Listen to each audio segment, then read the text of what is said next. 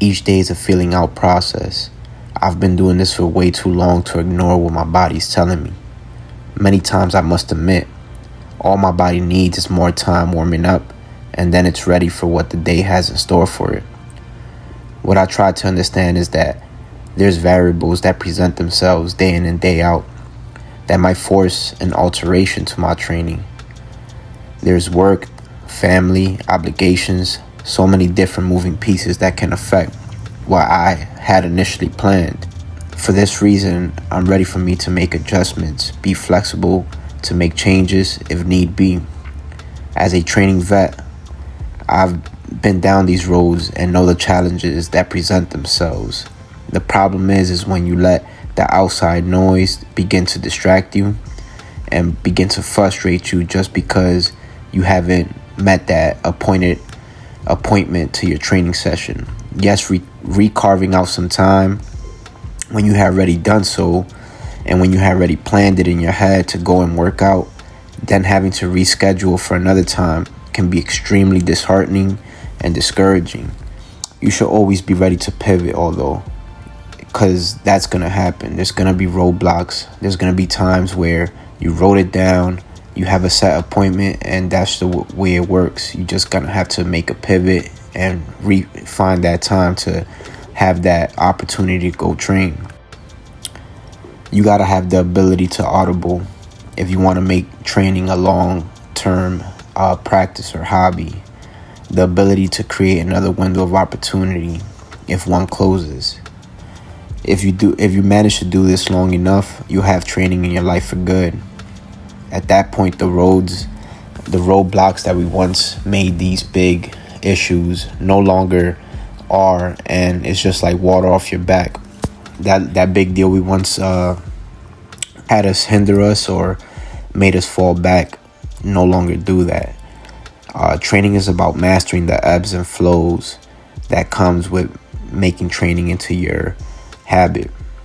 This obviously takes time, and I'm very aware of my guidance regarding training because I understand how differently all our lives look, and how I train might not be right for you at this moment, right? Like I'm currently trying to master the front lever hold, right? You might be a new trainee. You have no business even trying mastering the front lever when you can't even do 5 push-ups, or you can't even do a pull-up yet, right?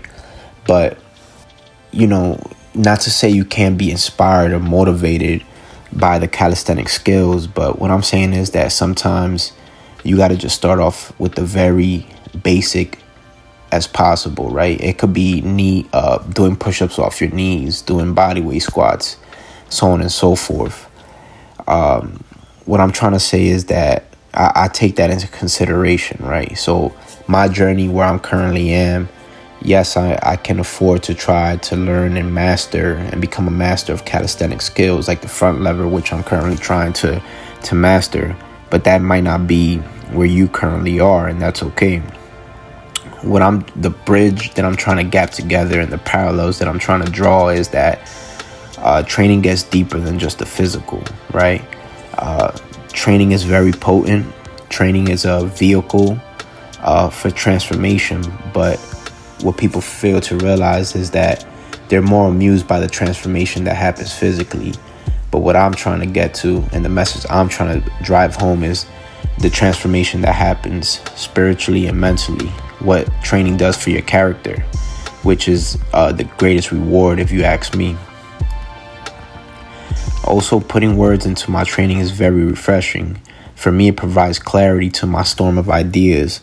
This is how I organize the message I'm trying to drive home, especially when I realize the weapon training can be and how transformative it is physically and spiritually. I hope this video inspired you to dive a little deeper, accept training as that vehicle that can create transformation in your life. And if it inspired you in any way, if you got any inspiration in any way, please consider subscribing to the channel, like the channel, share the video, and I'll catch you guys in the next one. Done.